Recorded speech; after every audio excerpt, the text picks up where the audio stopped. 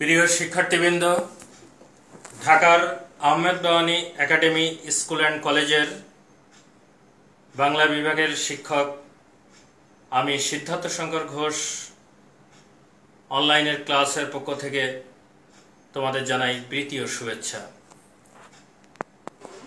আমি আজ নবম ও দশম শ্রেণীর বাংলা প্রথম পত্র বিষয়ের কবিতা নিয়ে আলোচনা করব। সুপ্রিয় শিক্ষার্থী, করোনার এই ক্রান্তিকালে তোমাদের কাছে যদি আমি প্রশ্ন করি, তোমরা বাইরে গেলে তোমাদের মুখকে কিভাবে সুরক্ষিত করবে, তোমরা হয়তো উত্তর দিবে যে মাস্ক পরিধান করতে হবে। ঠিক একইভাবে আমি যদি আবারও প্রশ্ন করি যে তোমাদের পাকে কিভাবে সুরক্ষিত করবে, তোমরা অবশ্যই উত্তর দিবে যে জুতা পরতে হবে। তোমরা কি একবার ভেবেছ যে তোমরা পায়ে যে জুতাটা পরে পাকে সুরক্ষিত করো, এই জুতা আবিষ্কার কিভাবে হয়েছিল? প্রিয় শিক্ষার্থী, এই জুতা আবিষ্কারের নির্দিষ্ট কোনো বা সুনির্দিষ্ট কোনো কাহিনী এখনো পাওয়া যায়নি। তবে কবি রবীন্দ্রনাথ ঠাকুর এটি নিয়ে একটি কাল্পনিক কাহিনী বানিয়ে একটি কবিতা আমাদের কাছে উপহার দিয়েছেন, যে কবিতার নাম জুতা আবিষ্কার। তাহলে আমরা আজকে পড়ব জুতা আবিষ্কার। লিখেছেন রবীন্দ্রনাথ ঠাকুর। প্রিয় ছাত্রছাত্রীবৃন্দ, আমাদের জানা দরকার রবীন্দ্রনাথ ঠাকুরের পরিচয়। কলকাতার বিখ্যাত জোড়াসাঁকোর ঠাকুর পরিবারে 1861 সালে রবীন্দ্রনাথ ঠাকুর জন্মগ্রহণ করেন। 15 বছর বয়সে তার উল্লেখযোগ্য কাব্যগ্রন্থ বনফুল প্রকাশিত হয়। এরপর 17 বছর বয়সে ব্যারিস্টারি পড়ার উদ্দেশ্যে ইংল্যান্ডে যান। ব্যারিস্টারি পড়া অসমাপ্ত রেখেই তিনি আবার চলে আসেন। 1913 সালে তার গীতাঞ্জলি কাব্যের কারণে তিনি এশিয়া মহাদেশে প্রথম সাহিত্যে নোবেল বিজয়ী হন। প্রিয় শিক্ষার্থী, রবীন্দ্রনাথ ঠাকুরের অনেক গ্রন্থই রয়েছে, তিনি সাহিত্যের সকল শাখায় বিচরণ করেছেন।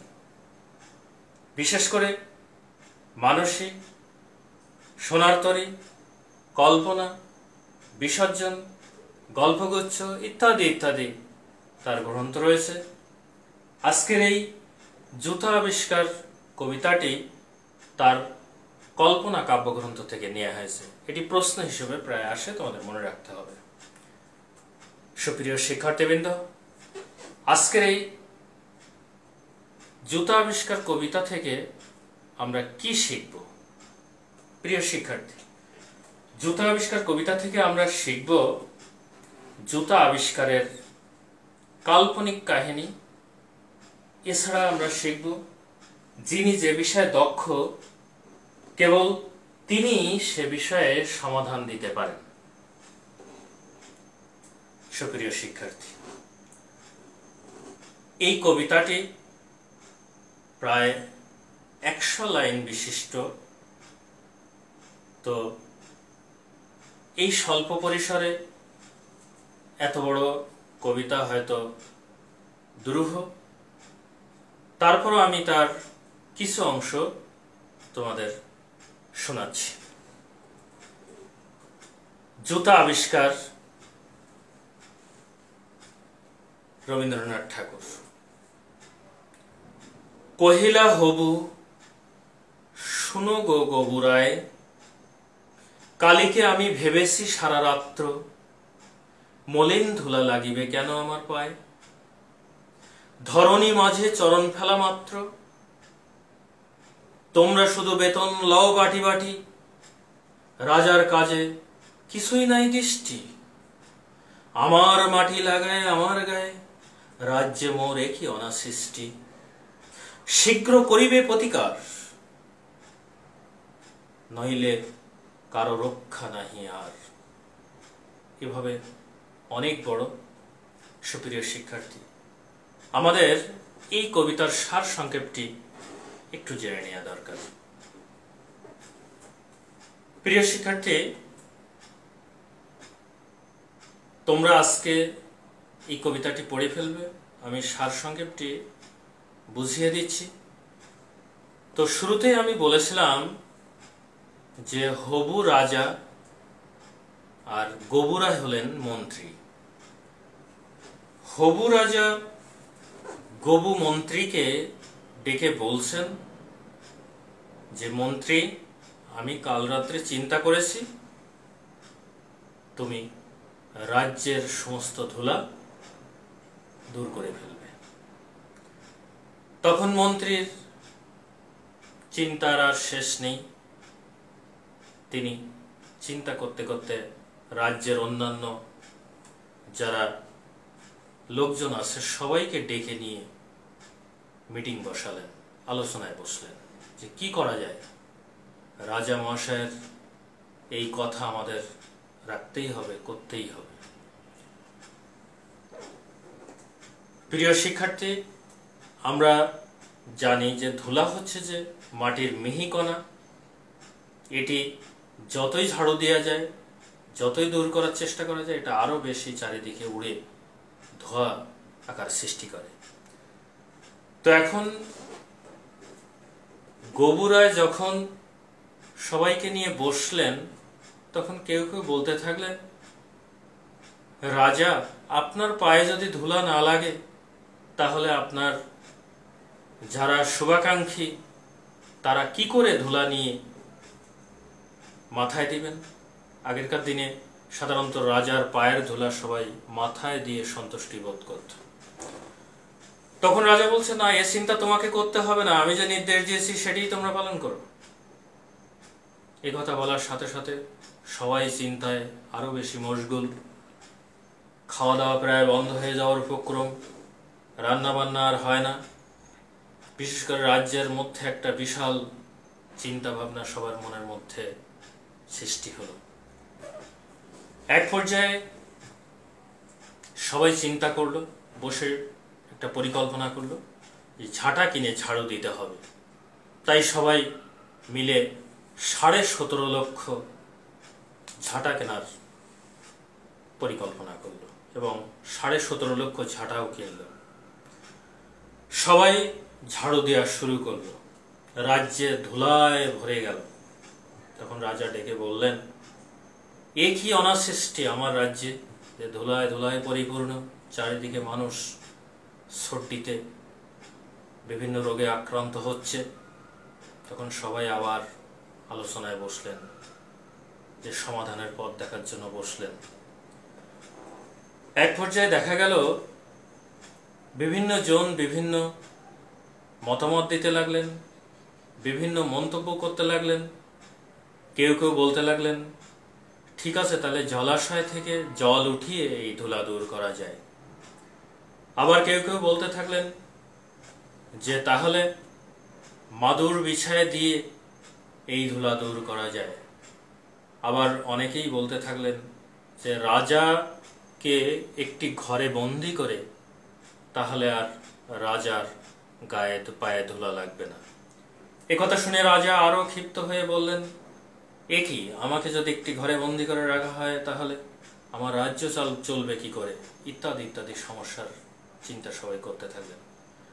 এক পর্যায়ে দেখা গেল যখন জলাশয় থেকে সবাই জল উঠায় দিতে থাকলেন, তখন জলাশয়ের মাছ এবং অন্যান্য প্রাণী মরে যেতে লাগলো এবং ফসলাদি আস্তে আস্তে মরে যেতে লাগলো, কারণ জলাশয় থেকে জল উঠিয়ে ফসল তৈরি করা হয়।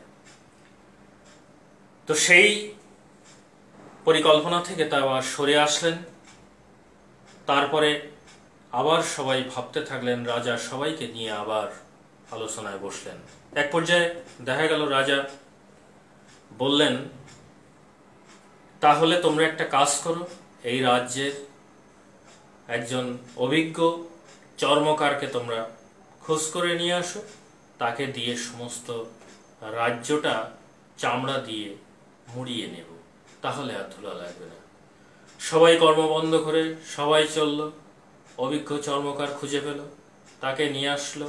যখন তার কাছে বলল সমস্ত রাজ্যটা চর্ম দিয়ে মুড়িয়ে দিতে, তখন সেই বৃদ্ধ চর্মকার বললেন, না রাজামশাই, এটা অসম্ভব, এটা করা খুব দুরূহ। তার থেকে যদি আপনার পাকে আমি চামড়া দিয়ে মুড়িয়ে দিতে পারি, ঢেকে দিতে পারি, তাহলে আপনার পা ধুলা থেকে রক্ষা পাবে। তখন মন্ত্রী গবুরায় বিষয়টি শুনে মনে মনে একটু ক্ষুব্ধ হলেও সেটা মেনে নিয়ে বললেন, আমিও তাই ভেবেছিলাম। এভাবে তিনি শেষে মন্তব্য করলেন। যাই হোক, এরপর থেকে সবাই জুতা পরা শুরু করলো। প্রিয় শিক্ষার্থী, আমরা মোটামুটি আসলে এটা বুঝেছি, এটা কাল্পনিক একটি ব্যাপার। আসলে বিলিভ ইট অর নট, বিশ্বাস করতেও পারো না করতেও পারো। তার মানে রবীন্দ্রনাথ ঠাকুর তিনি তার কল্পনা কাব্যগ্রন্থ থেকে এটি আমাদের কাছে উপহার দিয়েছেন। এটা এক কাল্পনিক একটা বিষয়, আবার এ থেকে আমরা মোটামুটি জুতা আবিষ্কারের একটা কাহিনী আমরা এখান থেকে পেয়ে যাই। প্রিয় শিক্ষার্থী, এই কবিতাটি তোমরা বাসায় পড়বে। এখানে বেশ কিছু শব্দ তোমাদের অর্থ নিয়ে সমস্যা হতে পারে, তবে মনে রাখবে বইয়ের মধ্যে যে শব্দগুলোর অর্থ দেয়া রয়েছে এগুলো ছাড়া আরও কিছু আমি অর্থ তোমাদের এর মধ্যে জানিয়ে দিচ্ছি, তোমরা একটু খেয়াল করবে। আর বাকি কিছু শব্দ যে এছাড়া যদি কোনো শব্দের সমস্যা হয়ে থাকে তাহলে অবশ্যই আমাদের সাথে যোগাযোগ করবে। আমরা এখন চলে যাই যে আসলে শব্দগুলোর অর্থ একটু জেনে নেওয়ার জন্য। দেখো, এখানে ত্রাসে মানে ভয়ে, আবার বলছি ত্রাসে অর্থ ভয়ে, হেরিল অর্থ দেখল, সন্দেহ অর্থ সন্দেহ বা সংশয় হয়, সিধে অর্থ সোজা বা সহজ, অনাসৃষ্টি অর্থ অদ্ভুত সৃষ্টি, পদধূলা অর্থ পায়ের ধুলা, ঘর্ম অর্থ ঘাম, নস্য অর্থ নাকের মধ্যে ব্যবহার করা যায় এমন তামাক জন্য। প্রিয় শিক্ষার্থী, এছাড়া আরও যদি কোনো শব্দে সমস্যা হয় আমাদের সাথে ফোনে কথা বলবে। আর আমরা এই অনলাইন ক্লাসের ধারাবাহিক ক্লাসগুলো তোমাদের নেওয়ার চেষ্টা করছি। আমরা বাংলা বিষয়ের যারা শিক্ষক আছি সবাই আমরা আলোচনা করেই ধারাবাহিকভাবে, তবে কোনো বিষয়ে দুইজন আলোচনা করবেন না, দুইজন পড়াবেন না, আমরা সেটা নিজেরা আলোচনা করে রেখেছি। তোমরা অবশ্যই চেষ্টা করবে আমাদের ক্লাসগুলো অনুসরণ করার। আর আজকের এই কবিতা থেকে কিছু বহু নির্বাচনী প্রশ্ন এবং সৃজনশীল তোমরা বাসায় পড়ার চেষ্টা করবে। আমি যে আলোচনা করেছি এর মধ্য থেকে অনেক বহু নির্বাচনী প্রশ্ন হয়, সৃজনশীল প্রশ্ন হয়। আজকে এই পর্যন্তই। সবাই ঘরে থাকবে, সুস্থ থাকবে, সুন্দর থাকবে, সবার মঙ্গল কামনা করি। ধন্যবাদ।